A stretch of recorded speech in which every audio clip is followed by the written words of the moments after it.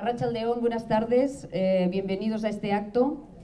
Quiero en primer lugar agradecer a la FIM, a la Fundación de Investigaciones Marxistas, por invitarnos a este acto y poder estar hoy aquí debatiendo de la actualidad política, de la crisis y de la corrupción, ¿no?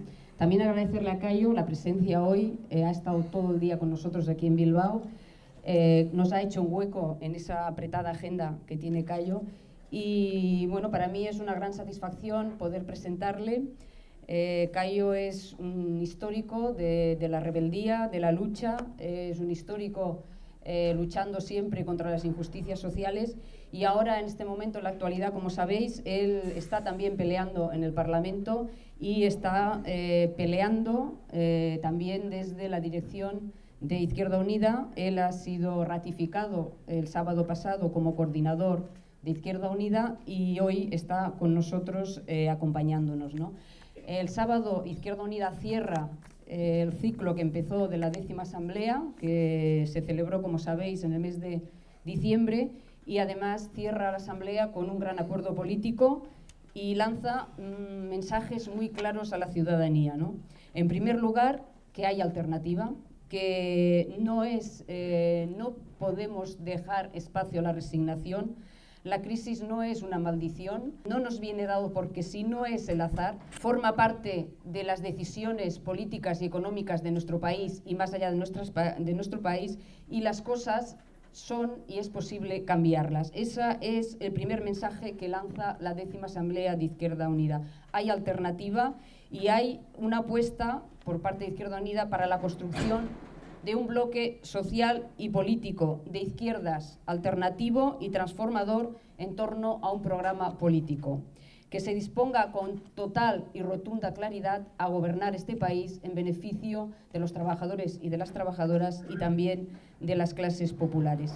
La Asamblea dice también con rotundidad que nosotros no somos una izquierda del sistema, que no somos una izquierda subalterna, y que la salida de la crisis no se puede hacer a través de un gran pacto social. Y por eso la Asamblea Izquierda Unida llama a la acción, llama a la movilización y llama a la acumulación de fuerzas para tumbar este sistema que está podrido y está corrupto, y ir construyendo, ir abriendo un proceso constituyente que beneficie a la mayoría social, a la mayoría de los hombres y mujeres de este país y no al gran capital. Ezker Anitza, Izquierda Unida, participamos de los debates y también de las conclusiones de la Asamblea, porque en Euskadi hay mucho trabajo por hacer. Hay que poner en pie ese espacio de alianzas amplias que nosotros ya estamos trabajando, ese bloque social y político, para tener presencia fuerte en la calle, para organizar la rebeldía y también para tener presencia en las instituciones. Nosotros estamos ya trabajando con fuerzas políticas alternativas, con fuerzas sindicales y también con plataformas sociales. Nuestra principal preocupación es el paro. El paro que, como sabéis, en Euskadi está aumentando a mucha más velocidad de lo que está aumentando en el conjunto del Estado. Otra de las preocupaciones son los recortes y la pobreza.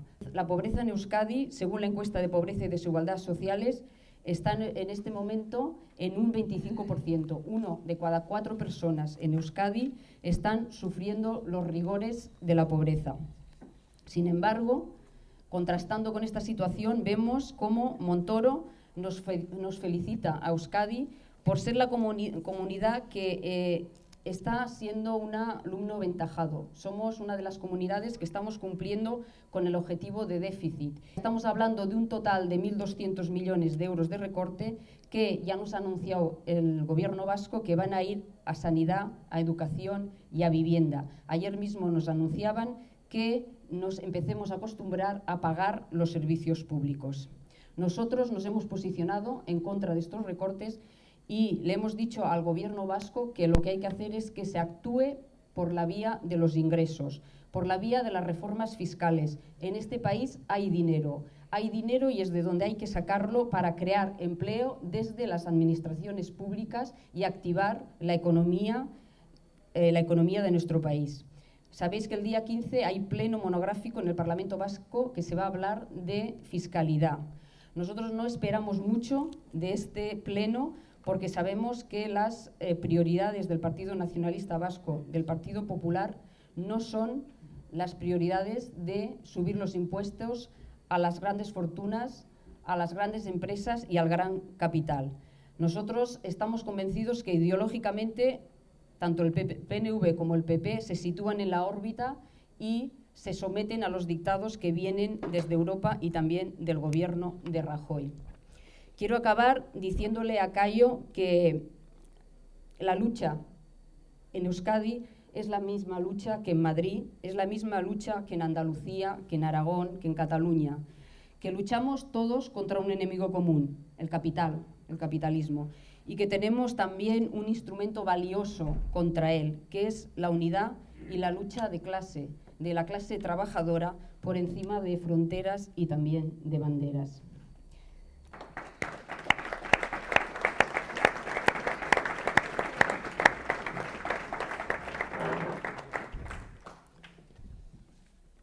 Gracias, Isabel. La reflexión última que hacía Isabel y que tiene especial importancia por estar aquí, además, en Euskadi, la hacíamos anteayer por la tarde en Estrasburgo, entre los distintos partidos de la izquierda europea que formamos parte y que estamos en el grupo de la izquierda europea en el Parlamento.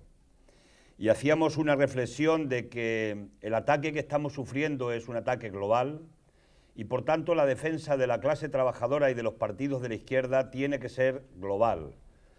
Y tiene que ser de manera global, unitaria y organizada. Y por eso anteayer alguien planteaba, y yo creo que con buen criterio, que de cara a las siguientes elecciones europeas habría que plantearse seriamente el ir a trabajar sobre un proyecto europeo, sobre un programa europeo, de tal manera que nos podamos sentir identificados los distintos sectores sociales de la mayoría social de la clase trabajadora de los distintos países, porque no es una cuestión de que cada país hagamos nuestro propio programa, porque, repito, que los intereses son globales, porque además el ataque que sufrimos es un ataque global.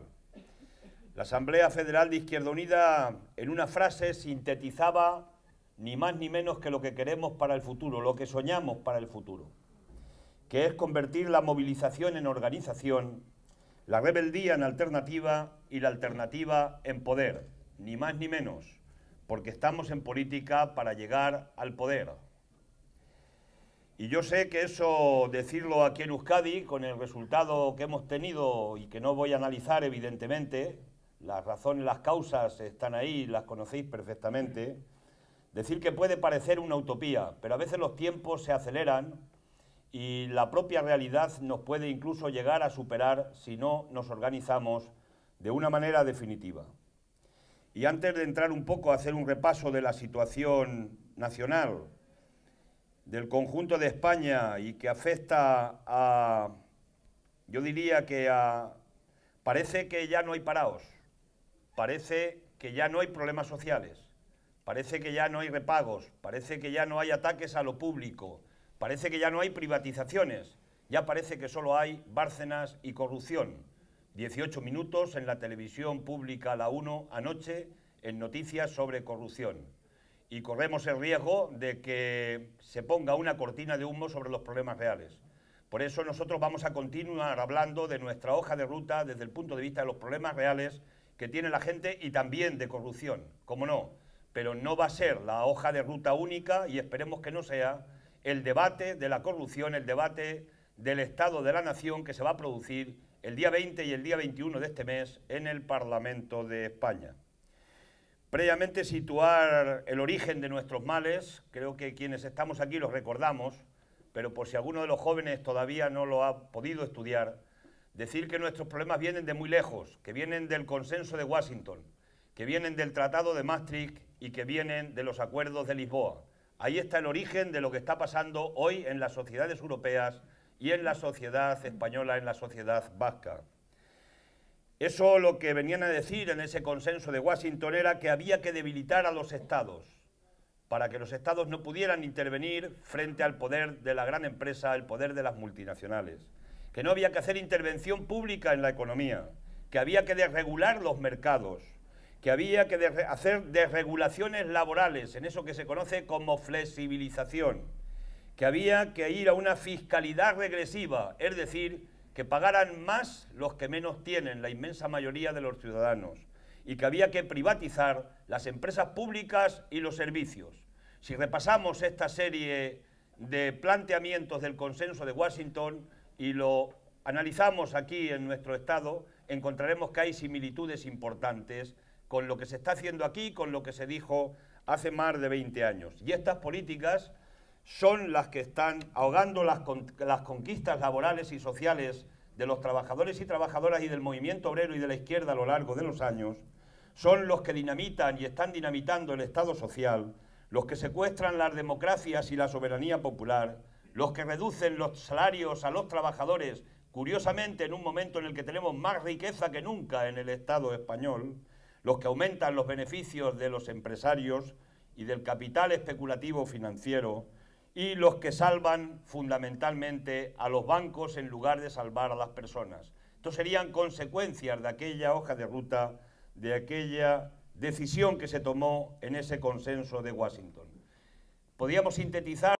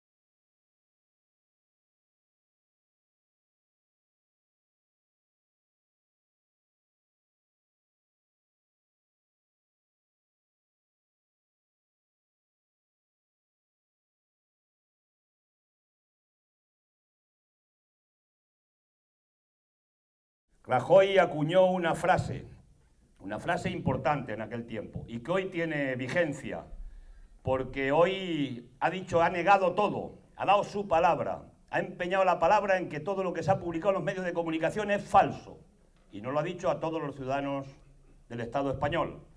Y dijo al principio de su gobierno, cuando empezó con las primeras medidas negativas, que haré lo que tenga que hacer, y si es lo contrario de lo que dije que iba a hacer, también lo haré.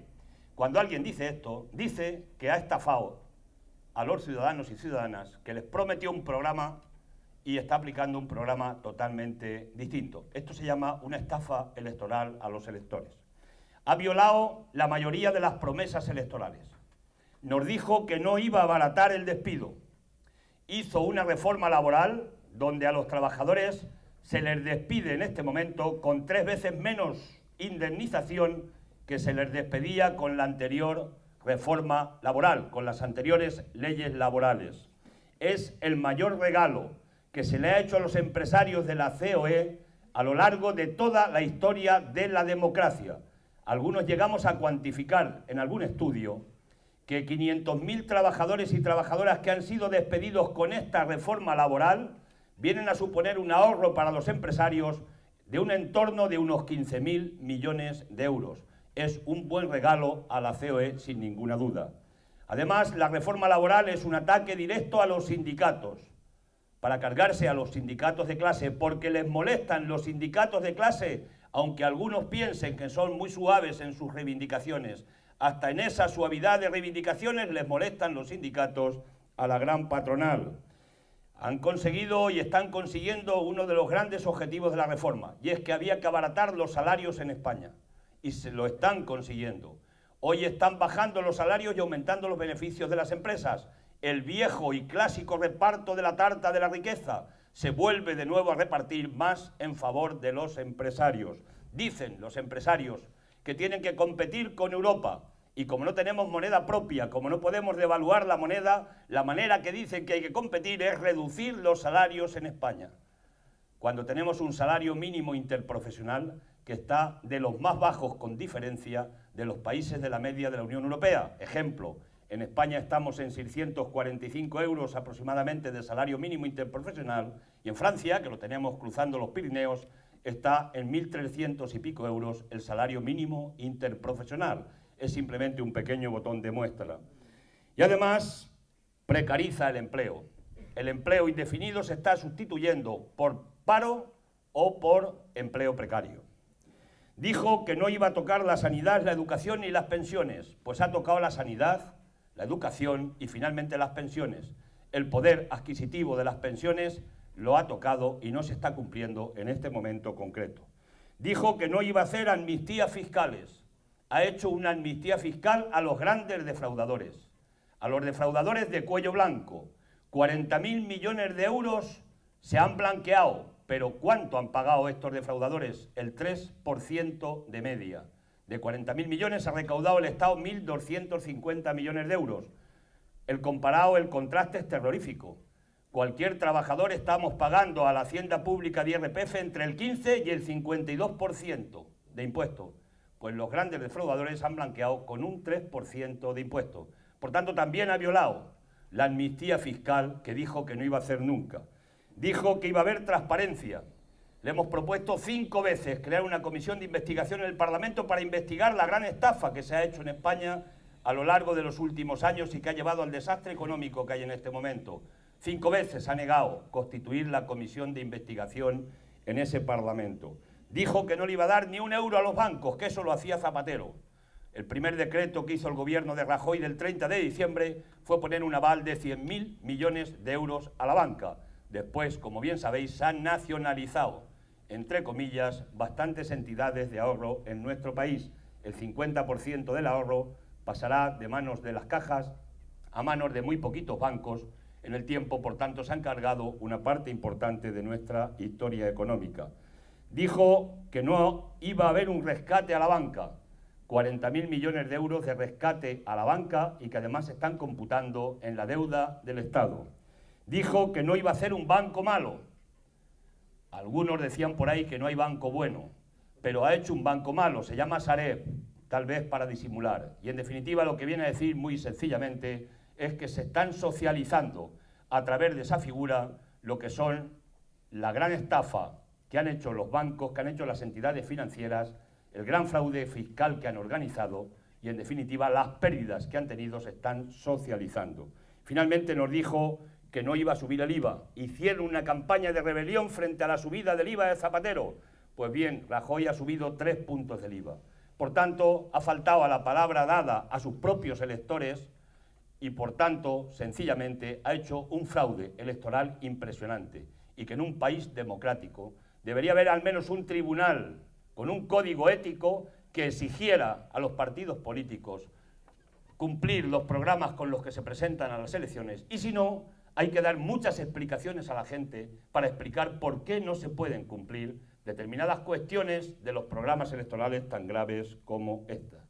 Concluyendo en esta parte, decir que nos está gobernando no el Partido Popular de los trabajadores, nos está gobernando la vieja derecha de clase, la derecha clasista que además nos demuestra en distintas materias como tienen que ver con la justicia, con las tasas, como tiene que ver con políticas como en la educación, que son políticas absolutamente clasistas y que lo que pretenden de alguna manera es volver a las viejas andadas de hacer el clasismo, llevarlo con mucha nitidez en las capas sociales, diferentes capas sociales de nuestro país. Todas estas políticas han generado varias crisis. La primera es una crisis social. 6 millones de parados, el 26% de la población. Ya sabemos que aquí en Euskadi tenéis menos, pero estáis creciendo en paro a mayor ritmo que se crece a nivel federal del Estado. La mitad de los parados sin ayudas y un 56% de la gente joven. Dicen que la generación mejor formada de nuestro país. Suiza ha dicho que va a poner ya fronteras legales para que no pase tanta gente de España que está yendo a Suiza a buscar trabajo. En esas estamos. 400.000 familias han sido desahuciadas de su vivienda. Y ha habido suicidios, algunos aquí en Baracaldo. Y ahora andan con medidas tímidas. Esta semana que viene vamos a discutir lo que es la iniciativa legislativa popular que ha presentado la plataforma de afectados por la hipoteca con 750.000 firmas. Vamos a ver hasta dónde son capaces de llegar, en este caso el gobierno del Partido Popular. Se ha incrementado la pobreza y la exclusión social. 2 quemados a lo bonzo en Málaga. Son datos que nos tienen que poner la carne de gallina cuando menos. Y debería haber seguramente que estallidos sociales por estas cuestiones graves que seguramente se van a seguir agudizando. Un retroceso clarísimo en los derechos de la mujer en crisis, esto además se agudiza. La privatización de los servicios públicos y, en definitiva, en esa crisis social lo que pretenden es romper la columna vertebral del Estado social, en definitiva, la universalidad. El ajuste del déficit que están haciendo por la vía de los recortes, por la vía de la austeridad, nos lleva a más recesión y a más paro y a más pobreza. Esto ya lo dice todo el mundo, ya lo reconoce hasta el propio Fondo Monetario Internacional, pero siguen R que R planteando el mismo tipo de política. 36.000 movilizaciones ha habido en España según los datos que nos aporta el Gobierno en el año 2012. 36.000 movilizaciones y 3 huelgas generales. Y van a continuar más las mareas de todos los colores, porque la presión sigue, porque la exclusión social continúa, porque los recortes avanzan y por tanto la calle va a seguir teniendo cada vez más gente sin ninguna duda. Y lo quieren resolver con el Código Penal, intimidando a la gente por distintas vías. Es el viejo recurso también, la vieja doctrina de la derecha de clase.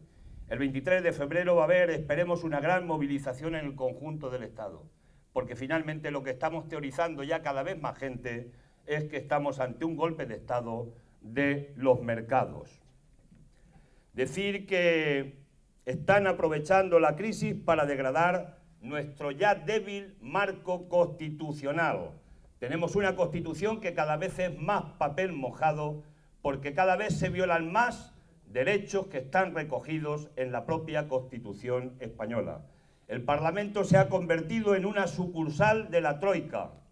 Los presupuestos de este año 2013 tuvieron que tener el visto bueno de la Troika, pero los presupuestos del 2014, que tienen un recorte mayor previsible que los del 2013, en concreto 50.000 millones de euros, ya están supervisados por la Troika, por tanto no hay ninguna esperanza, a pesar de lo que digan con los datos encima de la mesa, de que vaya a haber recuperación en España ni a final del 2013 ni en el 2014, porque el presupuesto será más restrictivo, salvo que haya un cambio de políticas radicales por parte del Gobierno. El Gobierno está y el Parlamento cada vez más distanciado de la ciudadanía, y el Partido Popular está deslegitimado para gobernar. Tiene la legalidad, sí, pero no tiene la legitimidad, porque ha violado la palabra dada a los ciudadanos en la anterior campaña electoral. Tal vez por eso no aprueba ningún miembro del Gobierno. Tal vez por eso todos los ministros suspenden, y algunos de ellos con nota de bono basura. Rajoy, hay un 82% de ciudadanos que dice que tiene poca o ninguna confianza en él. Pero el dato curioso es que Rubalcaba dice el 88% de los ciudadanos, más todavía que el presidente del Gobierno, que tienen poca o ninguna confianza en Rubalcaba. Eso forma parte de las políticas de la herencia, porque la gente todavía tiene memoria de ese periodo de gobierno. Dicho eso, nosotros, Izquierda Unida, modestamente estamos creciendo. Estamos en este momento con las encuestas más que duplicando el resultado electoral de la última campaña de noviembre, del 20 de noviembre. Eso significa que estamos recogiendo lo que es el sector crítico de la gente que votó un día por la socialdemocracia, que hoy se ha visto defraudada por ellos y hoy se está acercando a una alternativa de izquierdas diferente. No estamos recogiendo todo el voto o toda la confianza de la gente que en este momento está en una posición crítica, pero vamos a continuar trabajando en el sentido de seguir presentando nuestras alternativas concretas, que es con las que entendemos que tenemos que ir a generar la alternativa definitiva a las políticas neoliberales que tanto daño nos están haciendo en nuestro país. En este momento hay una crisis clarísima del bipartidismo, ya no en el nivel todavía de Grecia, pero se empieza a aproximar a esa situación. Hoy los dos grandes partidos que han sustentado la política española a lo largo de los años están en una profunda crisis de falta de credibilidad ante la ciudadanía. Y por tanto, frente a eso, hay que dar una alternativa clara, porque además es posible aplicar otras políticas distintas en España y también en Euskadi.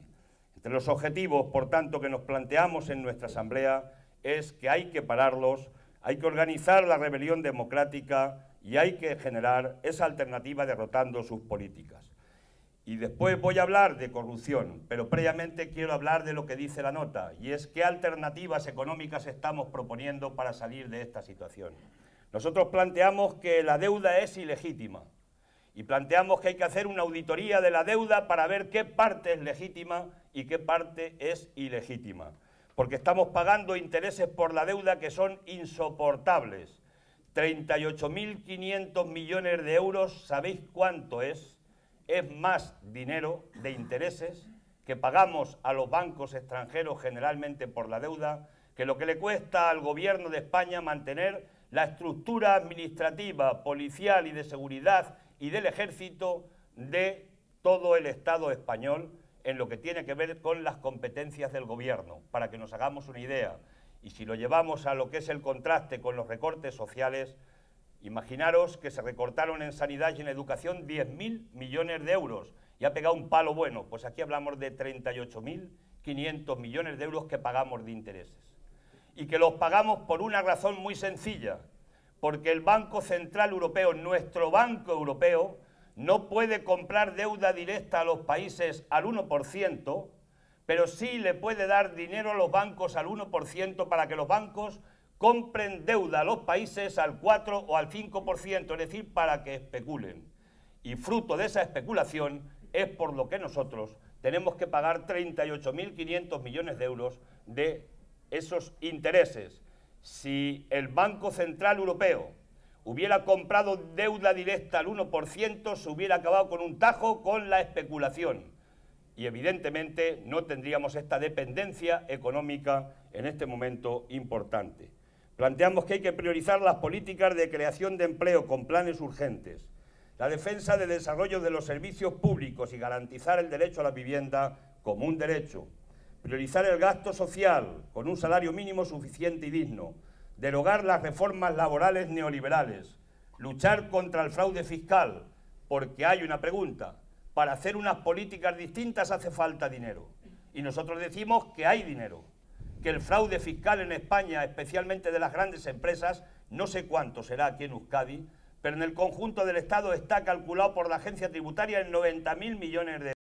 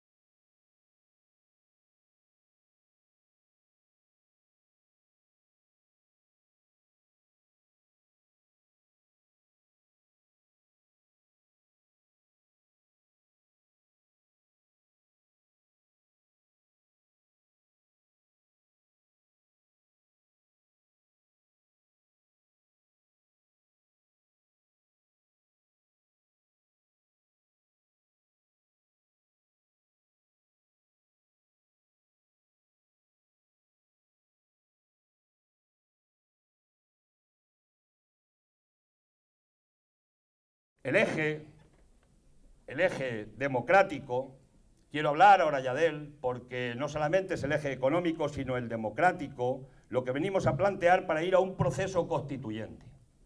¿Y qué es un proceso constituyente? Mucha gente dice, pues nos juntamos el pueblo soberano en las calles y decidimos hacer una constitución nueva, tomar el poder y hacer un nuevo proceso constituyente con una constitución. Y nosotros decimos, primero, tenemos que ser mucha gente en un Estado de Derecho, donde la gente nos dé el apoyo a la alternativa que se quiera constituir, y cuando tengamos el poder en el Parlamento haremos el proceso constituyente, porque sin tener el poder legítimo de los ciudadanos no podemos hacer un proceso constituyente porque nos juntemos en las plazas de los pueblos. Por tanto, nosotros hablamos de acumular fuerzas sociales, sindicales y políticas para poder tomar el poder de forma democrática y después ir al proceso constituyente, cambiar la Constitución, e ir a una Constitución garantista, a un Estado republicano. Es lo que queremos, es con lo que soñamos, pero para todo eso tenemos que hacer acumulación de poder. Aspiramos a una república federal y en 6 meses diseñaremos lo que es nuestro modelo de Estado federal, porque decimos que Izquierda Unida defendemos un Estado federal, pero eso hay que ponerle los apellidos. Y los apellidos son la concreción de cómo planteamos el pacto entre los distintos pueblos del Estado para constituirnos como un Estado federal. La separación de la Iglesia y del Estado es una obviedad. Planteamos un sistema democrático donde cada voto tenga exactamente el mismo valor electoral. Y planteamos una regeneración democrática, porque estamos en un alto nivel de corrupción en nuestro país. Una corrupción que salpica a distintas instituciones del Estado, que salpica a la Casa Real, por empezar, en quien debería ser el ejemplo contrario a cualquier planteamiento que esté ligado con irregularidades o con temas relacionados con la corrupción. Si el jefe del Estado, si el rey conoció en el 2005-2006 que su yerno podía estar haciendo actividades irregulares, su obligación era ponerlo en conocimiento de la justicia o de la Fiscalía para que se investigaran. No era solamente decirle al yerno, no hagas más esas cosas, porque eso no es lo que toca.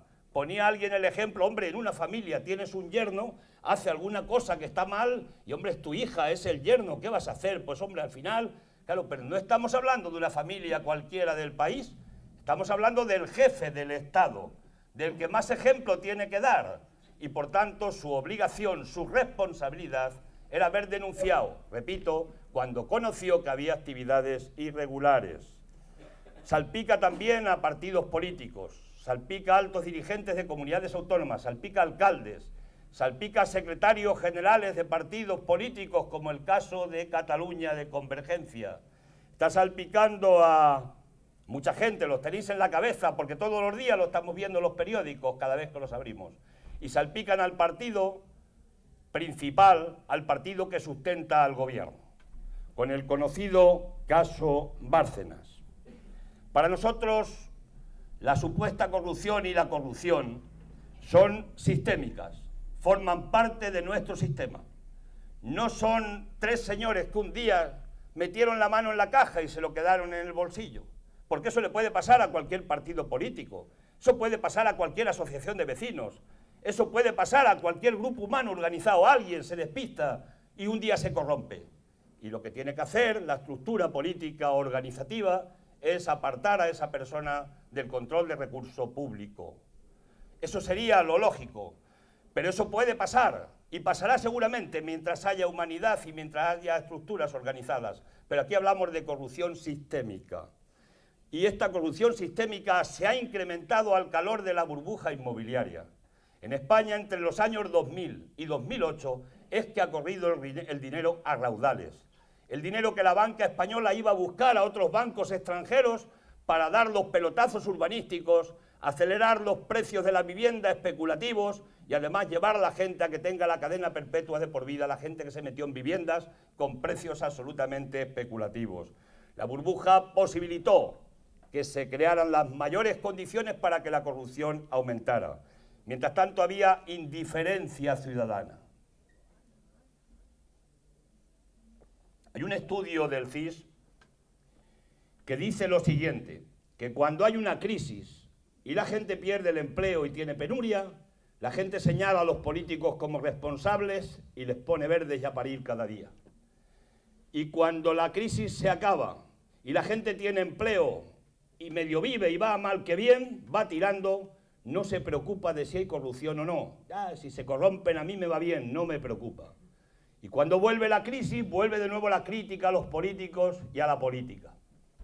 Entre el 2000 y el 2007 en España, en esos 8 años, es cuando más corrupción ha habido en la historia de nuestro país. Todos los casos que hoy están en la prensa provienen del periodo 2000-2007. Y sin embargo, los ciudadanos no señalaban a que los políticos eran el tercer problema de España. Incluso les votaban. Recordamos que en el País Valenciano se votaba a gobiernos que la gente sabía que eran gobiernos corruptos, porque se sabía, lo sabía la gente, pero les votaba. ¿Por qué? Porque la cosa iba bien.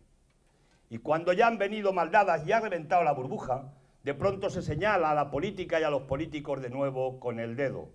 Y la crítica a la corrupción hay que hacerla cuando se está bien, cuando se está mal y cuando se está regular, porque es un concepto cívico, de convivencia cívica ciudadana, es un concepto ético, es un concepto de honestidad en la vida pública. Y no puede ser que le hagamos la crítica en función de cómo nos va, porque precisamente por no hacerla de una manera constante, por no estar vigilantes de manera constante, nos está pasando probablemente lo que está pasando en este momento. Nosotros tenemos una teoría, y la teoría es, bueno, en principio os digo, ¿por qué la corrupción? ¿Por qué decimos que es sistémica? ¿Por qué se ha facilitado la corrupción? Porque hay una legislación débil, porque se privatizan empresas y servicios públicos, porque hay una cosa que se llama puerta giratoria que funciona y además los ciudadanos no la cuestionan seriamente. ¿Qué es la puerta giratoria? La puerta giratoria o el caballo de Troya lo vamos a entender seguramente mejor. Conocéis perfectamente la película y la historia del caballo de Troya. Pues es cómo se entra dentro del Estado para destruir el Estado desde dentro, privatizar el Estado, privatizar lo público y ponérselo al servicio de las multinacionales y de empresas privadas. Eso es la puerta giratoria. ¿Y quién practica lo de la puerta giratoria? Felipe González de Canales. Márquez, perdón. ¿Le conocéis? Fue presidente del gobierno. Tiene un sueldo vitalicio del Estado de 80.000 euros. Le contrataron en gas natural, le pagan 122.000 euros, que se sepa, en gas natural. Gas Natural es una empresa que él privatizó cuando era presidente del gobierno. José María Aznar tiene otros 80.000 euros, y es legítimo, para que uno que ha sido presidente del gobierno tenga la dignidad de tener un salario que se le paga digno para que viva con dignidad y no tenga que meterse en ninguna empresa a trabajar. A Aznar le contratan en Endesa, le pagan 200 o 220.000 euros. Y Endesa es una de las empresas que se privatizaron cuando Aznar era presidente del gobierno. Pero si repasamos y echamos mano a la hemeroteca, nos encontraremos con ministros recientes, Solbes, Elena Salgado, nos encontraremos con Zaplana, nos encontraremos con una veintena, una treintena de ministros que han ido y han pasado a las empresas privadas, unas privatizadas por ellos cuando estaban en los consejos de ministros y otras con las que tuvieron actuaciones desde el gobierno que pudieron favorecer en un momento determinado a esas empresas. Eso es la puerta giratoria. Esa es la corrupción dentro del Estado. Felipe González era presidente de la empresa del Parque de Doñana. Ahora ha dimitido. Y resulta que dimite y después se conoce que la empresa Gas Natural va a perforar allí para buscar gas. ¡Qué casualidad!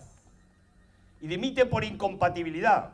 Pero la pregunta es, ¿pero no estaba contratado por Gas Natural el expresidente del gobierno en Gas Natural mientras estaban preparando los estudios para ir a perforar allí? ¿Ha tenido algo que ver su presencia en Gas Natural o no ha tenido que ver con esta acción? ¿Solo porque dimita ahora del Parque de Doñana ya limpiamos la hoja de ruta? Bien, pues esto es sencillamente lo que quiere decir la puerta giratoria, los caballos de Troya que entran al Estado, que privatizan lo público del Estado, las empresas públicas, que colaboran en pasarlo al sector privado y después el sector privado les paga la factura correspondiente por los servicios que han prestado dentro. Así de simple. Y esto es lo que determinamos y decimos cuando hablamos de corrupción sistémica. Ha fallado la ley de contratos, escasez de medios en la Fiscalía Anticorrupción, en los tribunales de cuentas. Los tribunales de cuentas investigan cuando ya han prescrito los delitos. ¿Pero qué es eso? ¿Para qué queremos un tribunal de cuentas? Si cuando investiga ya han pasado los plazos de prescripción de delitos, en este caso económicos. La lentitud de los tribunales de justicia. ¿Cómo puede haber casos como el de Fabra de Castellón que llevemos ya 10 o 12 años dándole vueltas en los tribunales y todavía no hay sentencia? ¿Cómo es posible que se tarde tanto? Porque no hay unos tribunales de justicia ágiles y rápidos para que cuando saltan casos de corrupción política se vean con la urgencia y celeridad que corresponde para dictar las sentencias correspondientes, naturalmente preservando siempre el derecho de inocencia o la presunción de inocencia que pueda tener cada uno. En fin, hay una serie de problemas, de planteamientos, de temas legales que están ahí, que han ayudado, con esa propia situación que tienen, han ayudado a que se produzcan las situaciones de corrupción en nuestro país. Y no explico qué quiere decir la corrupción política. La corrupción política lleva a la desafección de la democracia. La desafección de los ciudadanos a la democracia lleva al populismo. Y el populismo, el siguiente paso del populismo se llama fascismo. Y puede parecer una exageración, pero las condiciones se empiezan a crear. Porque las cosas se crean en el tiempo y se dan las condiciones para que pasen y se vayan creando ese tipo de condiciones. Para que un día venga un Salvador, que en España ya tuvimos un Salvador, que no era muy alto, por cierto, y que ni nos salvó. No hace falta que dé aquí más explicaciones de él. Y hay que evitarlo. Y frente a esta situación, hemos pedido al Gobierno lo siguiente, que se cree una comisión de investigación en el Parlamento para que se investigue todos los casos de corrupción, por qué se han producido, y para llevar propuestas concretas para hacer una ley que combata de verdad la corrupción. Hemos llevado propuestas, una proposición de ley y una proposición no de ley, están presentadas en el Parlamento. Le hemos pedido también la comisión de investigación y un pleno monográfico donde se discuta de corrupción durante un pleno completo en el Parlamento, repito, para salir con las alternativas. Hasta ahora no se nos ha aceptado. La comisión de investigación está pendiente y la mesa la verá el martes de la semana que viene. Y dicho eso, nosotros queremos ir con una actitud positiva. Pero mientras tanto, hablamos de lo más grueso, de lo que vais a ver esta noche cuando pulséis el botón de las televisiones, da igual la cadena, y os encontraréis de nuevo con el caso Bárcenas. ¿Qué es el caso Bárcenas? Mirad, yo creo que lo voy a intentar hacer una Voy a contaros una historia que probablemente tiene algo que ver seguramente luego con la realidad objetiva. A lo mejor hacemos un poco de novela. Cuando en el 2009 al señor Bárcenas, que era el tesorero del Partido Popular, y el señor Rajoy era presidente del Partido Popular desde el 2004, cuando le descubrieron con la Gürtel y algún juez le imputó, a partir de ahí tomaron una decisión en la familia. La familia se reúne. No sé si alguien habréis leído cosas de la familia, pero la familia se reunió y la familia dijo, han pillado a un miembro de la familia, ¿y qué hacemos? Y el miembro de la familia dijo, a mí me tenéis que proteger, porque si yo he cogido algo no ha sido para mí, ha sido para la familia. Los sobres que están por ahí publicándose son sobres invisibles para muchos, pero por ahí están. Por tanto, si se cogió supuestamente para la familia, este pidió protección a la familia, porque no era uno que había metido por su cuenta supuestamente la mano en un cajón. No era uno que había recibido de una empresa una cantidad a cambio de un supuesto trato de favor en no sé qué administración. Se había hecho para la familia y se le protegió. Y solo hay que ir a buscar el comunicado del PP del 2009, que parece que no le faltaba al final del comunicado nada más que ponerle una medalla a Bárcenas. Y nada menos le estaban quitando de senador, le estaban quitando la militancia y lo estaban quitando de tesorero. Y una organización, cuando a uno le quita todos estos componentes, se supone que no le pone después una medalla con un comunicado agradeciéndole todo lo bien que ha hecho las cosas. Pero además le dejaron un despacho en la sede, le dejaron una secretaria, le dejaron un coche y le dejaron un aparcamiento del coche también. Este es el detalle, ¿no? Entonces, y le pagaron el abogado en la primera fase para su defensa. Esto no lo hace una organización con una persona que la han pillado mangando. Se supone que esto no se hace en ese sentido. ¿Por qué se hizo? Porque había que proteger, no a la persona, sino supuestamente había que proteger a la familia. Y hemos pasado 4 años de vacaciones. No se ha sabido más. Y de pronto aparece un hilo suelto. Y el hilo suelto se llama 22 millones de euros en una cuenta de Suiza. Y aparece. Y la familia se pone nerviosa. ¿Pero qué es esto? Esto no lo sabíamos. Es una novedad que aparece. Y entran los nervios, y empieza gente a opinar que nos han engañado, este nos ha engañado. Y a partir de ahí este da un primer mensaje, y se publica en El Mundo. Y no le presta atención la familia. Y después da un segundo mensaje, y dice que él ha regularizado 10 millones de euros con la amnistía fiscal del señor Montoro. Tampoco le presta interés la familia. Y después sale un gran mensaje, y lo publica El País. Y publica una cantidad de anotaciones donde dice que no sé cuánta gente recibió no sé cuántos sobres. Hombre, que 2 medios de comunicación del peso del mundo y del peso del país publiquen esto y se tiren a la piscina, si de verdad esto es un montaje, se han tirado de muy mala manera a la piscina, porque se supone que tendrán la querella correspondiente. El Partido Popular no se va a quedar con las manos cruzadas. Y eso se ha puesto ahí. Y entraron muchos nervios. Y dentro de la familia, aprovechando que el Pisuerga pasaba por Valladolid, salió alguna persona de esa familia diciendo que había que ir con claridad, con radicalidad. Alguna persona iba por el propio presidente del partido, que tiene aspiraciones a sustituirle legítimas, pero eso era aprovechando que el Pisuerga pasaba por Valladolid. Pero hubo tumulto. ¿Por qué? Porque Bárcenas tiene en su mano una cosa que se llama una bomba de relojería, y que él activa o desactiva cuando quiere. ¿Por qué? Porque durante 28 años ha sido la persona que ha tenido en sus manos las cuentas del Partido Popular. Y durante 5 años fue el tesorero, 4 o 5 años del Partido Popular. Y si ha habido supuesta financiación irregular, y si ha habido empresas que han dado dinero al Partido Popular a cambio de darle concesiones, quien lo sabe es quien controla los recursos, digo si le ha dado. Pero ya están saliendo también nombres de supuestas empresas que han dado supuestamente recursos, más allá de la propia trama Gürtel, y se están publicando en los medios de comunicación. Y como de nuevo la bomba se pone y se activa y se pone en marcha, a partir de ese momento sale un comunicado. Y el comunicado es de Bárcenas, y en el comunicado lo niega todo. Dice que es una falacia lo que se ha publicado, que es una falsificación, que todo es mentira, y ayer le han hecho una prueba caligráfica en la Fiscalía para comprobar si esas notas que hay hechas ahí corresponden a su puño y letra o no corresponden. El tiempo lo determinará. Pero ¿qué ha ocurrido en mi opinión? Que la familia ha vuelto a hacer un pacto de nuevo con Bárcenas, porque hay que proteger a la familia. Y no pueden dejar sin protección a una persona que sigue teniendo la bomba en su mano y que la activa y la desactiva cuando quiere y como quiere.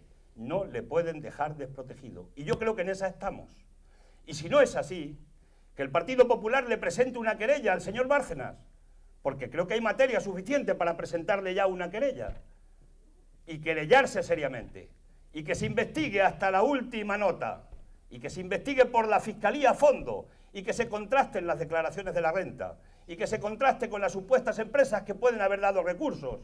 Si la investigación lo puede averiguar todo, si se quiere averiguar en este país, y entonces llegaremos seguramente al fondo del problema. Y el fondo del problema, desde nuestro punto de vista, es qué tipo de financiación queremos para los partidos políticos en esta España y en este Euskadi. ¿Queremos que a los partidos políticos los financien las empresas por la puerta de atrás o por la puerta de adelante del boletín oficial del Estado? ¿O queremos que la financiación siga siendo pública, justa, transparente del conjunto de ciudadanos? Ese es el debate. Y es el gran debate. Y aquí hay gente en este país que quiere que la financiación sea la del modelo americano. En el modelo americano son las empresas las que financian a los partidos, a Obama y a los republicanos. Y la empresa del rifle financia a un partido político en Estados Unidos. Es público, notorio y legal. Y después, cuando ese partido político llega al gobierno, lógicamente gobierna directamente en función de los intereses de la empresa que le ha financiado la campaña electoral. Pero esto es razonable, pero allí está asumido como una cosa natural. Y nosotros esto no lo vemos natural, porque nosotros entendemos que el poder de la democracia, que el Estado tiene que estar por encima y tiene que ser independiente de los poderes políticos, de los poderes económicos de las empresas. Y ese es el auténtico debate. Y es el debate que nosotros creemos que se tiene que abrir en esta sociedad.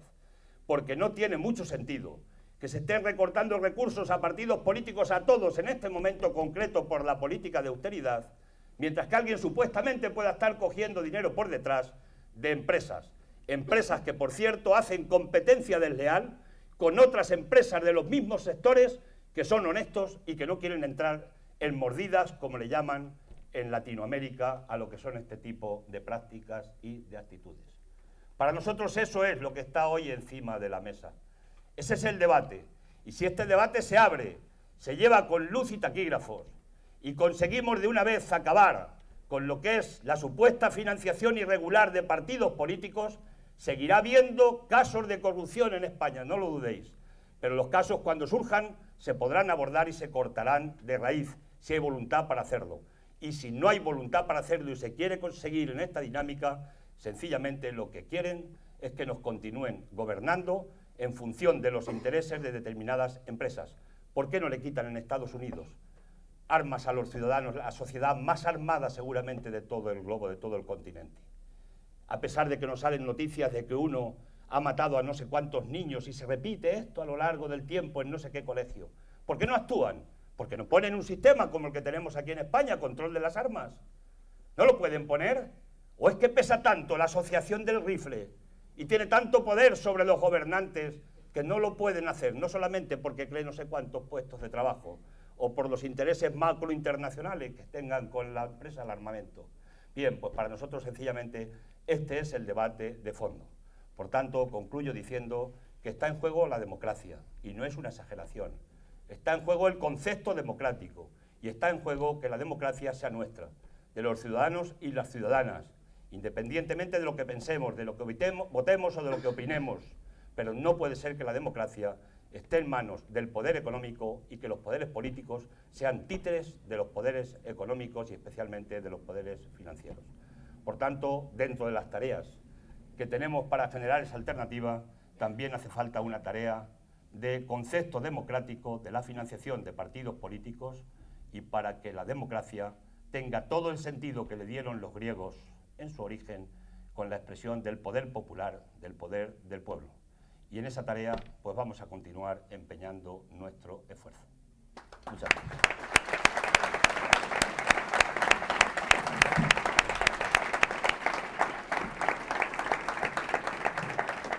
Gracias, Cayo. Vamos a abrir el debate a partir de este momento, así que tenéis la palabra para quien quiera intervenir.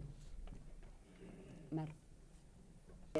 Quería preguntar qué valoración tiene o se tiene desde dentro y fuera de Izquierda Unida de esos compañeros y compañeras que actualmente están dentro de movimientos sociales como el 15M o dentro de comités populares. Para nosotros el 15M ha sido un soplo de aire fresco en nuestro país.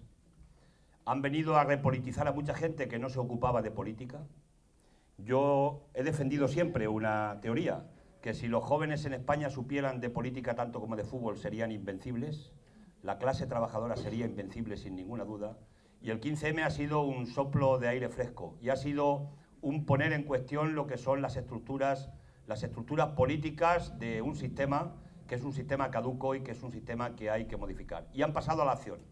Y nosotros desde el minuto uno lo vimos con muchísimo respeto y nuestra propia gente, yo mismo, hemos participado de una manera activa como ciudadanos, no como representantes políticos, aceptando las normas de ese movimiento dentro del movimiento 15M. Por tanto, mi opinión es que se ha repolitizado y se está repolitizando. ¿Quién iba a pensar que los jóvenes iban a hablar de economía y de política en las plazas de los pueblos? Eso no lo pensábamos nadie hace 4 años. Hoy lo hemos visto. Y eso, por tanto, tiene mucho de positivo, porque de alguna manera hay gente que se va a implicar de una u otra manera en la actividad política, en la organización política, porque no hay que engañarnos. Sin organización política no hay cambio. El poder al que queremos combatir, y queremos combatir democráticamente, es un poder con mucha fortaleza. Y eso no se combate solamente con manifestaciones y pancartas, que también hay que tenerlas en la calle, con la movilización, pero se combate con mucha organización. Y la organización hay que tener tesón, hay que tener constancia, porque se trata de derrotar políticamente a un poder político-económico muy fuerte, y para eso hay que conseguir la hegemonía gramsciana famosa, y hay que conseguirla con mucha organización. Y yo espero que mucha de esa gente se sume a donde quiera y como quiera a formar parte de lo que son proyectos organizados, organizativos, o se organicen, en definitiva, para crear poder que falta hace para poder hacer las transformaciones sociales. Yo quisiera preguntarle una cosa. Usted, como observando bien todo el movimiento político que puede haber en España y viendo que, a pesar de estos desmanes que se están cometiendo, no reaccionamos el conjunto de la población. Pero bueno, ¿qué es lo que pasa en esta sociedad? ¿Por qué no reaccionamos? ¿Por qué estamos absolutamente paralizados? Porque con esta situación, a mi entender, tenía que ser un caos integral, y eso no ocurre. ¿Qué opinión tiene de esto? ¿Cómo cree usted, o cuándo se puede producir una situación que sea transformadora realmente del país? Mirad, ¿recordáis Syriza? ¿Recordáis las últimas elecciones en Syriza, en Grecia? Y recordáis que había una expectativa inmensa, porque un partido que había tenido un 4% hace unos años de intención de voto y de voto, se convirtió en 2 procesos electorales continuados, pasó a un 16% y después a un 26%, ¿no? Pero hay que tener fuerza organizada, porque tú puedes tener un apoyo popular de cara a una campaña electoral y presentando una candidatura determinada, muy plural, puedes tener un apoyo popular a ese tema, pero ¿dónde está la estructura organizativa de un país para respaldarlo? Cuando adoptes medidas realmente que afecten al interés económico en serio, y cuando plantees rescatar algún sector público estratégico para el país, y plantees la desprivatización de algún sector fuerte, y te enfrentes con el poder de verdad, ¿dónde está el respaldo popular organizado? Y yo creo que este país lo que peca todavía, y es una desgracia, y nos lamentamos mucha gente, de que nos falta organización, al conjunto de organizaciones políticas que estamos más o menos organizados a nivel del Estado. ¿Y por qué nos falta organización? Porque hemos estado viviendo en la burbuja inmobiliaria muy bien instalados durante muchísimo tiempo. Y porque vivíamos mal que bien, las cosas no iban con nosotros. Y porque un partido de fútbol convocaba más gente que cualquier tipo de movilización que plantearas. Porque hace 4 años este discurso que yo estoy haciendo aquí hoy no vendía una escoba en ninguna parte, nadie quería ni escucharlo. ¿Cómo iban a escuchar que el consenso de Washington nos podía traer si nosotros vivíamos la leche? Si teníamos el coche y teníamos los 2.000 euros y teníamos, esto iba a ser todo jauja, y teníamos un presidente del gobierno que decía que teníamos superávit y que estábamos en la Champions League de los países en la economía. ¿Qué vienen a contarnos estos de izquierdas a nosotros, a decirnos que la cosa puede ir mal y que esto puede petar y que aquí podemos tener problemas? Es que ha sido así. Los sindicatos tienen muchas críticas también, internas, y las tienen que resolver internamente, ¿no?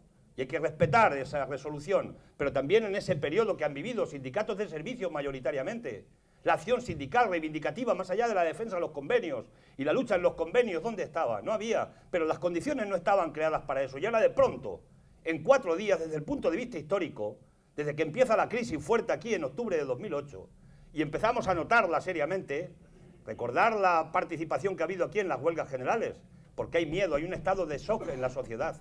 Mucha gente tiene mucho miedo.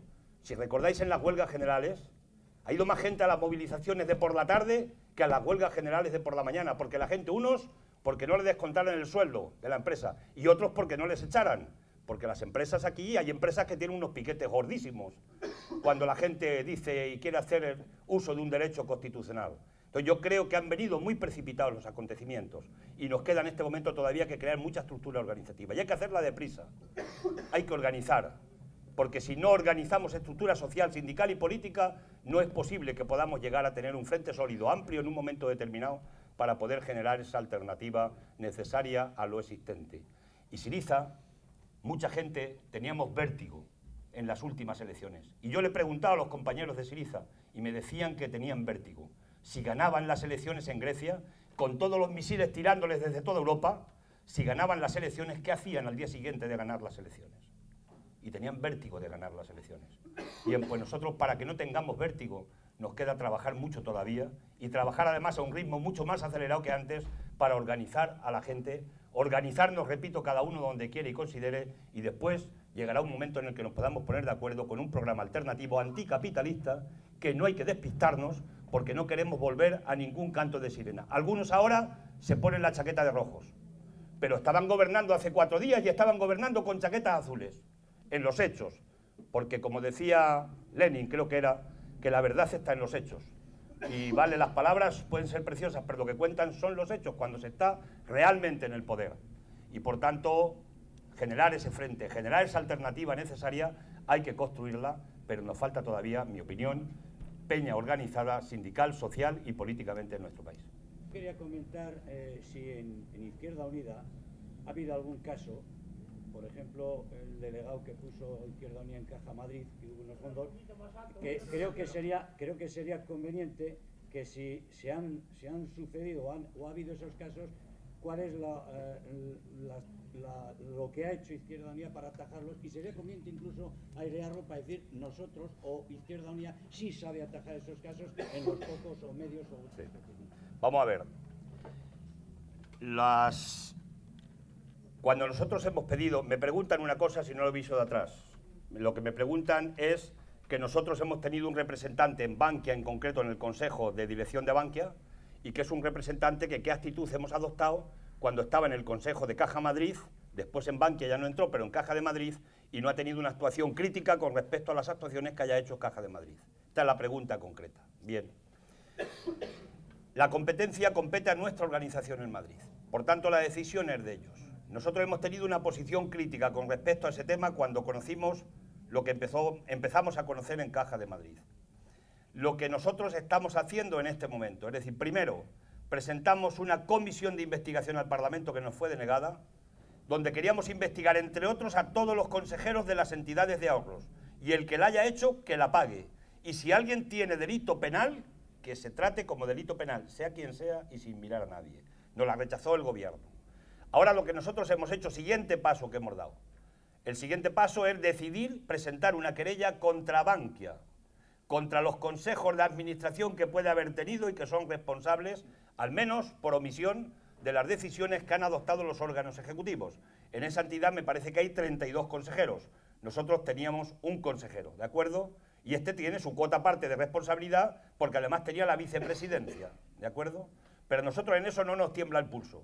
La querella va ahora a los tribunales, va contra todo el Consejo de Administración, pero nosotros también hablamos del Banco de España, porque el Banco de España tenía la obligación de supervisar los créditos que daban las entidades de ahorro de nuestro país para ver si había créditos temerarios, y el Banco de España se dedicaba a mirar para otro lado y decir que lo que había que hacer en España era bajar los salarios a los trabajadores, pero no cumplía con sus obligaciones. Y cuando había informes de inspección que llegaban a la presidencia del Banco de España, esos informes de inspección críticos, con la actitud que tenían determinadas entidades de ahorro, resulta que parece que morían en el camino y que no llegaban directamente a la propia dirección. Eso se está viendo ahora, están apareciendo. Por tanto, la actitud nuestra es justicia, en este caso tribunal, y el que la haya hecho, que la pague.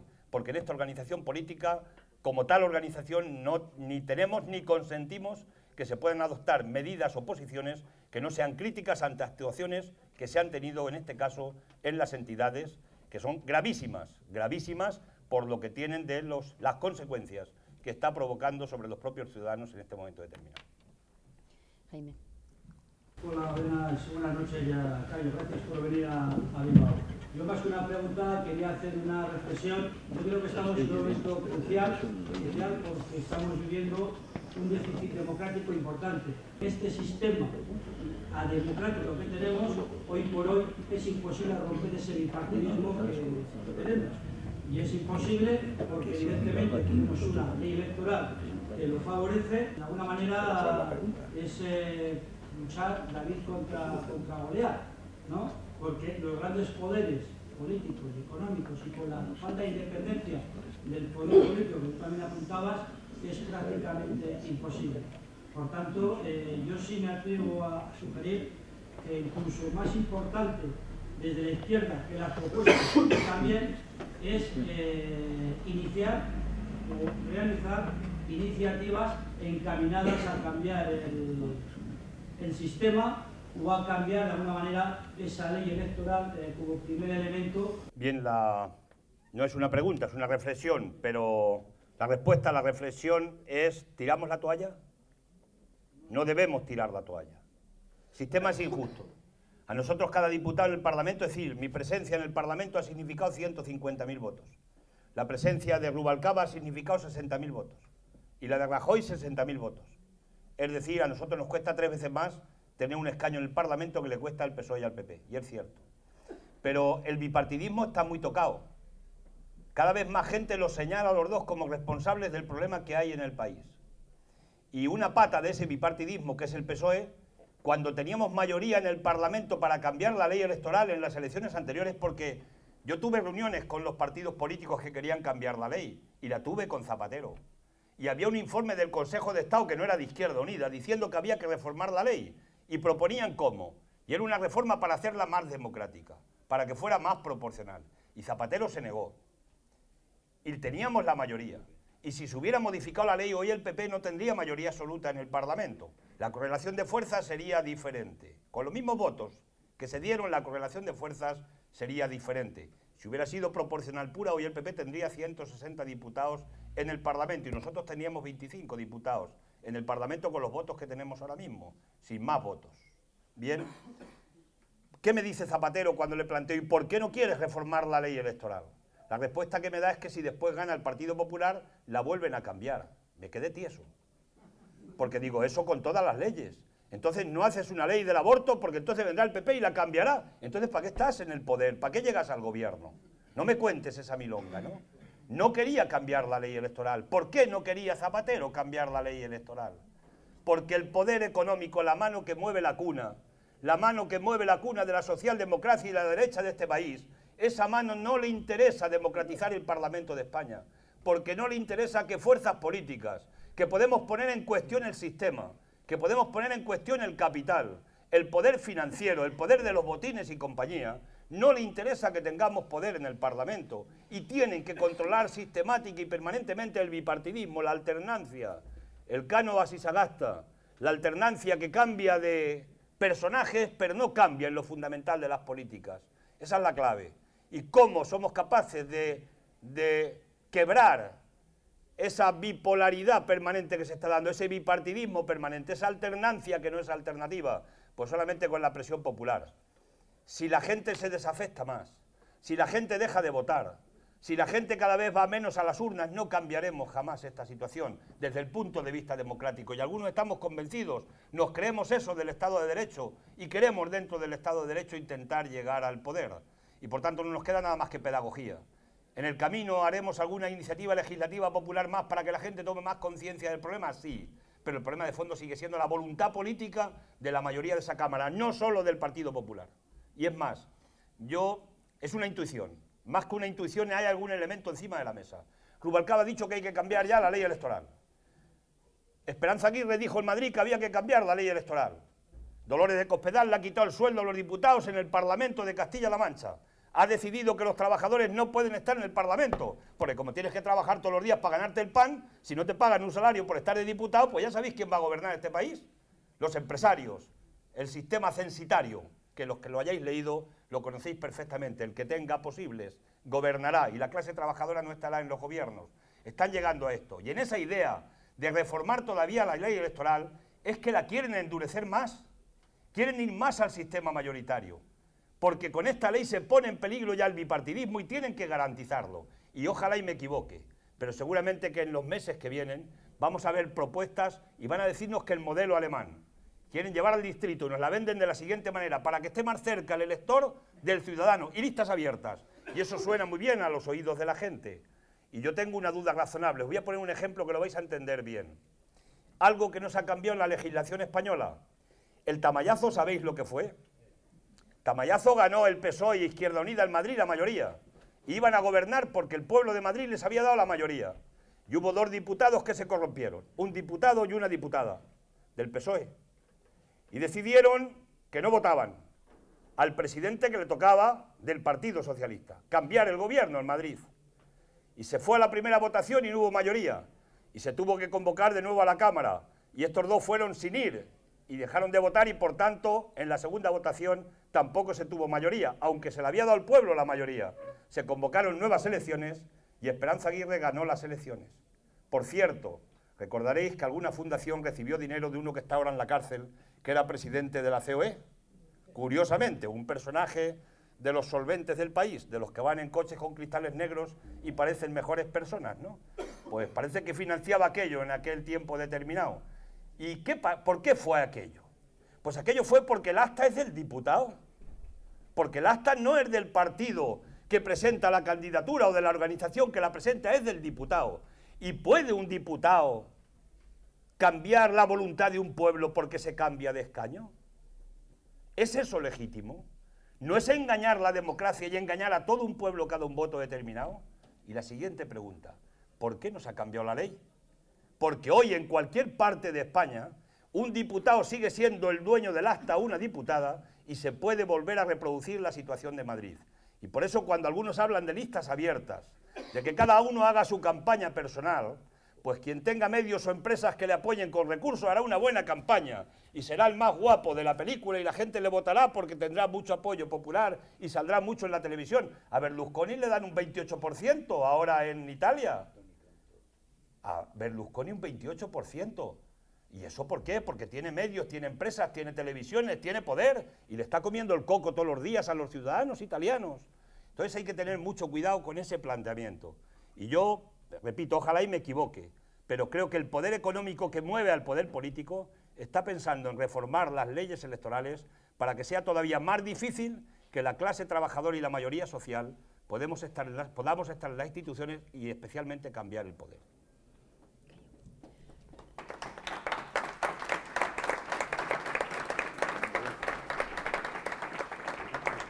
Sí, yo solo quería añadir que Esquerra Unida sacó en las últimas elecciones 10.000 votos más que UPyD, 10.000, que no estamos hablando de 100, de 200, de 300, 10.000 ciudadanos que votaron más que UPyD y sin embargo Esquerra Unida no tenemos representación en estos momentos en el Parlamento.